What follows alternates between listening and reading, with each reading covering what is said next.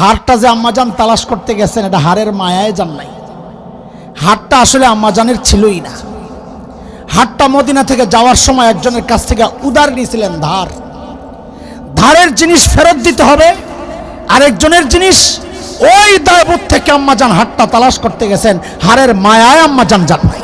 আরে ভাই, আমাদের মা নাম উচ্চারণের সময়, কোন প্রসঙ্গ আলোচনার সময় সর্বোচ্চ ভালোবাসা, সর্বোচ্চ শ্রদ্ধা এগুলো সামনে রেখেই তাদের প্রসঙ্গ আলোচনা করা উচিত। এটা ঈমানের দাবি, এটা নবী প্রেমের দাবি। আম্মা জান হার তালাশ করে যখন আসলেন, একটু দেরি হয়েছে। তখন তো আর আপনার মতো টর্চ লাইট ছিল না, টিপা টিপা বাইর করে লাইছে, বা মোবাইলের লাইট ছিল না, টিপা টিপা বাইর করে লাইছে। কতক্ষণ যায় হাতড়াইছেন আর কি, তালাশ করছেন। আয়েশা আম্মাজান যে দৃশ্য দেখছেন এটার জন্য প্রস্তুত ছিলেন না। আম্মাজান এসে দেখেন যে নবীজি কাফেলা গুটায়া সবাইকে নিয়ে এলাকা ছেড়ে দূরে চলে গেছেন। পুরা ময়দান খালি, শুনশান, নীরবতা, অন্ধকার, কেউ নাই। এখানে আরেক প্রসঙ্গ ঢুকে গেছে। চিপা চাপার কথা বলতে মনে চায় না, সময় লাগে বেশি, মাঝে মাঝে ছাড়তেও মন চায় না। আপনাদেরকে একটা প্রশ্ন করি, আম্মাজান যে নাই, পালকি ছিল, পালকি কেমন? এখনকার দিনের পালকির মতো এরকম না, চারজনে ধরে হাঁটতে থাকে, ওটি না। ওই পালকি ছিল ওটের পিঠে কাঠ বিছাইত, বিছাইটারও শক্ত করে বাঁধত, বেঁধে ওইটার উপর বক্সের মতো পালকি, এটাকে বসায় দিত, এর ভিতরে সম্ভ্রান্ত নারীরা থাকতেন। তো আম্মাজান যে নাই, এই বিষয়ে আম্মাজান নিজেই বলেন, বুখারী রিওয়ায়েতে আসছে যে আমি গরনে হালকা ছিলাম, তাই পালকি বহনকারী যারা ছিলেন তারা টের পায় নাই আমি যে পালকির ভেতরে ছিলাম না। বিষয় এটাও না। আপনাদেরকে জিজ্ঞেস করি, আম্মাজান যে পালকির ভেতরে ছিলেন না, এই বিষয়টা নবীজি জানতেন না, এটা জবাব দিবেন আপনারা, কিন্তু দেওয়ার আগে জবাবটা যেন সহি জবাব দেন, একটা প্রসঙ্গ বলেনি। দেখেন, আমাদের মতো দায়িত্বহীন স্বামীরা, স্ত্রীদের সব হক আদায় করা আমাদের পক্ষে হয় না, এটাই স্বাভাবিক। এমন দায়িত্বহীন স্বামীও কি এমন কেউ আছে যে নিজের স্ত্রীকে একা এমন নির্জনে রাতে গভীর অন্ধকারে একা একা রেখে চলে যাবেন, এমন কেউ আছে? বাপ তো ভালো লাগে না, হেরা তো রেখে যাবো, দেখা যায় তো। কথা কর না কেন? মনে মনে কইতেছেন হুজুর বিপদে আছি, এই উসিলায় যদি আপদ দূর করতে পারি, এরকম কিছু একটা তো। কথা কর না কেন? বেরিয়ে শুনলে তো পিটাই বোঝে। ওই সময় হুজুর জিগাইলো, কিছু কইলেন আছে। এবার জোরে কন, স্ত্রীকে রেখে যাবেন না নিয়ে যাবেন? এইবার জবাব দেন। আম্মাজান পালকির ভেতরে নাই, এই খবরটা নবীজি জানতেন না? জোরে কন, জানতেন না। আমিও বিশ্বাস করি জানতেন না। এইবার আরো সাহস করে বলে ফেলেন, নবীজি জানতেন না?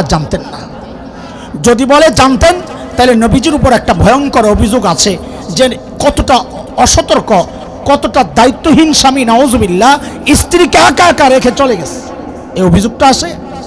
তার মানে হচ্ছে নবীজি, জোরে কন, আরে ভাই আকীদা ঠিক করতেছি, জোরে কন, আরো জোরে। এখন তো তালে তালে ঠিকই কইতেছেন। এই কথা হুজুররা কইলে আবার ওয়াহাবি কইয়া গালি দেন কেন, যে নবীজি গায়েব জানতেন না? কোন সিপা দিয়া ঢুকছি টের পান নাই না? নবীজি যদি গায়েব জানতেন, তো নবীজি জানতেন আয়েশা আম্মাজান, আয়েশা পালকের ভেতরে নাই। নবীজি যেহেতু গায়েব জানতেন না, এই জন্য নবীজি বুঝেন নাই যে আম্মাজান পালকির ভেতরে নাই।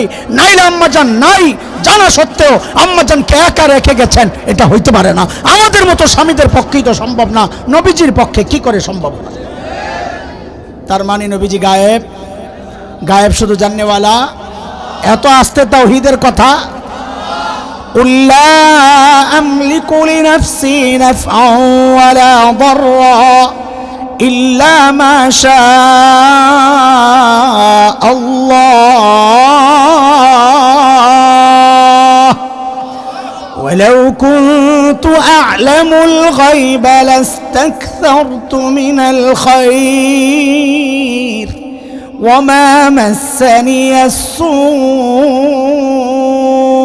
আল আয়া, আল্লাহ নবীজিকে দিয়ে বলাচ্ছেন, আপনি বলেন, আমি নবী যদি গায়েব জানতাম তো সব ভালো কিছু যা আছে অর্জন করে নিতাম। এত বিপদে আর আমি পড়ি না। আরে বিপদে পড়ছি এই জন্যই তো, কেন আমি গায়েব জানি না? নবীজিকে দিয়ে কে বলাচ্ছেন? ভাই, তুমি তোমার দুলাভাইকে ভালোবাসো, বাঁচতে বাঁচতে বাঁচতে বাঁচতে সর্বোচ্চ তুমি কি করতে পারো? 2 লাখ আইটা ভাইরে আন্তরিকতার সাথে ভাইয়া বলতে পারো, কিন্তু আব্বা তো বলতে পারো না। কথা বলেন না? কথা কন। নবীজিকে তুমি ভালোবাসতে বাসতে বাসতে বাসতে তুমি জীবনটা দিতে পারো নবীর ইজ্জত রক্ষায়, কিন্তু নবীকে আল্লাহর জায়গায় তো বসাইতে পারো না। আরে কথা বলেন না? গায়েব শুধু জানেন কে?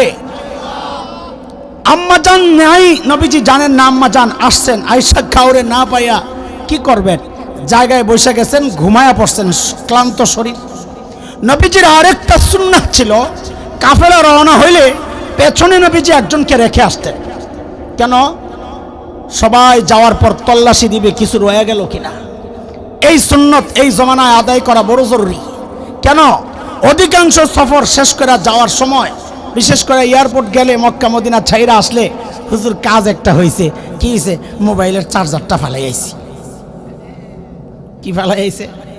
এখন শুধু কি ফালাই আসে? চার্জার ফালাই আইছে। তা আমি বলি নবীজির এই সুন্নতটা মানলে আর চার্জার ফালাই আসা লাগতো না। এই জন্য এই সুন্নত মানা জরুরি। ঠিক আছে? শুনেন, নবীজি একজন সাহাবীকে পেছনে রেখে আসছিলেন। ওই সাহাবী তল্লাশি করতে করতে ওই আম্মাজান যেখানে আছেন ওখানে চলে আসছেন। এসে আম্মাজানকে দেখে চিনে ফেলছেন। এই যে আরেকটা চিপার জায়গা, কেমনি চিনলেন? তো মুহাদ্দিসরা বলেন, আম্মাজান পর্দার আগে, পর্দার হুকুম ফরজ, পর্দা ফরজ হওয়ার আগে ওই সাহাবী আম্মাজানকে দেখছেন। এখন দেখে চিনে ফেলছেন। পর্দা ফরজ হয়েছে বলে কি চেনার থেকে মাথা থেকে সরে গেছে? কথা বলেন না? চিনে ফেলছেন। চিনে কি করছেন? আম্মাজান নিজেই বলতেছেন, বুখারী রিওয়ায়াতে আসছে, সাহাবী শুধু এতটুকু বলেছেন, ইন্না লিল্লাহি ওয়া ইন্না ইলাইহি রাজিউন, আর কিচ্ছু করেন। দ্রুত যায়া নিজের বাহনটাই না বসাইছেন।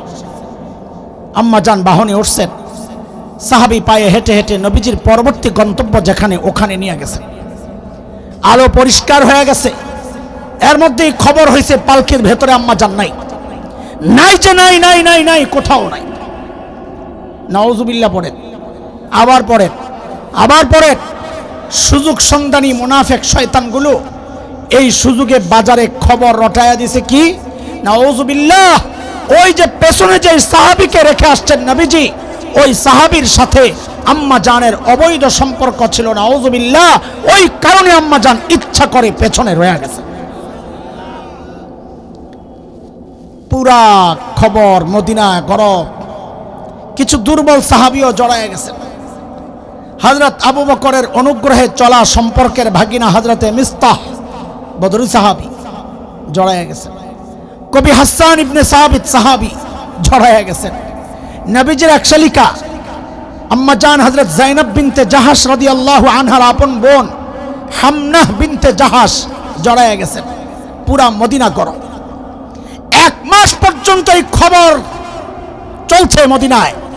আম্মাজান কিছুই জানেন না, কিছুই জানেন না। কেন জানেন না জানেন? কারণ আম্মাজান টাচ মোবাইল চালাইতো না আর ফেসবুক চালাইতো না।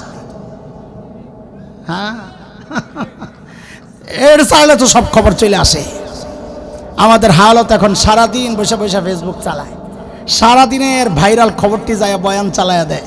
সারাদিন চিন্তা করে ভাইরাল ইস্যু কোনটা দিয়ে মতো, হ্যাঁ ক্যামেরা লাগাও সুবিধা, হুজুরের সুবিধা, খালি ভাইরাল হওয়ার ধান্দা। সেদিন একজন বলতেছে, কয় ভাই ফেসবুক চালান লাগে না?